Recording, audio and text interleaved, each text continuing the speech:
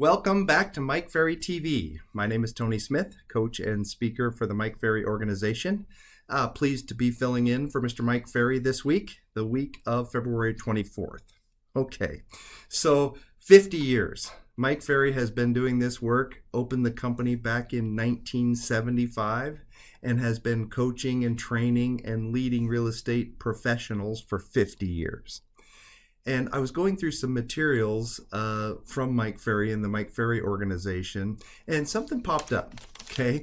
And when I saw this little list, this was probably written by Mike maybe 20 years ago, okay?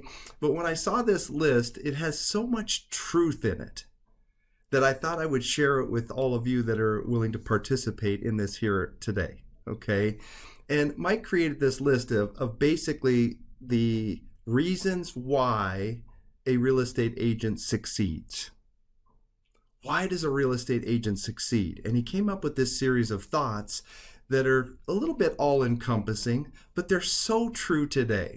So I'd ask you, as you hear these thoughts, to just check yourself on it and see if it's something you're doing or not doing, and see if it might help you succeed at a higher level. All right? Why do agents succeed? The first thing that Mike had written down was they have a focus on daily generation of business. Agents succeed if they have a high level of focus on daily generation. Prospecting, daily. So I was taught that you're only in business on the days you prospect. And that's the way I heard that point, was that I'm only in business on the days that I prospect. So if I go into the office and work on a file all day long and work with a deal, and even if I get a contract signed, if I didn't prospect or didn't generate, I wasn't really in business. So the agents succeed have this high level of focus. Two, they prospect earlier in the day. Okay, we have proof, okay? We have so much proof of agents that have tried every imaginable prospecting technique in the world. You know, I'm going to prospect in the evenings. I'm going to prospect in the weekends. I'm going to prospect in the middle of the day. And what we figured out, sustainable-wise, consistency-wise, energy-wise, performance-wise, the agents that succeed long-term figure out how to do their generation, their prospecting earlier in the day versus later in the day. I don't know what level you've tried, but have you tried to do it in the evening and been successful? If you have, you're a bit of a unicorn long-term, okay? The third thing that we had noticed about agents that succeed is they're tough on pricing and they go back faster for price reductions. The agents that succeed long-term understand that sellers always want more. They always want to list higher. It doesn't matter what the market's doing. They want to list for more money than everybody else. That's never going to change. But we as an agent, if we want to succeed, have got to learn how to be tough on pricing. Tough. It's a tough conversation. It requires some grit. It requires some persistence. It requires some thick skin, if you will. It requires your ability to sit in that moment that's not uncomfortable. How tough are you on pricing? And do you go back for price reductions quicker, or do you wait that it goes weeks and weeks and weeks before you suggest adjusting the price? Look at 4 on the list. They prospect for appointments, not for leads. The agents that succeed, they get that they're looking for appointments. The whole purpose of prospecting is to set appointments. The purpose is not to accumulate piles of leads. It seems like the entire universe is trying to present to us that we should be gathering up leads and putting in these very complicated, very intricate drip campaigns and be working with leads for months and months and months and months and months. When the truth is we should spend our day looking for an appointment every day. That's how you succeed. The 5th on the list, the agents that succeed, they monitor everything they do. They track everything. They track their numbers.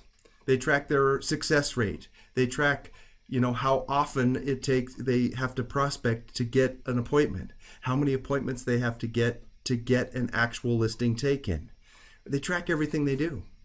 And we've noticed that the less than successful agents tend to hide from or have a hard time ever tracking everything they do.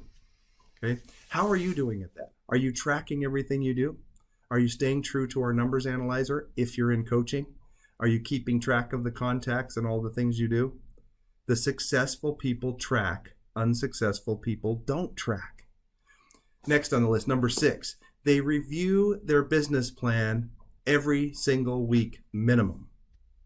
The agents that succeed, even in our system, right? If we look at agents in general across North America, yes, they succeed if they really review a business plan. But even within Mike Ferry coaching, the agents that tend to review their business plan week in and week out, address it every week, take steps forward every week, succeed higher than those that don't address the plan every week. To what level are you addressing your business plan every week?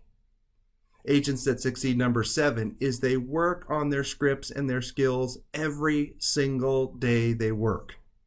Okay? How sporadic are you? How inconsistent are you?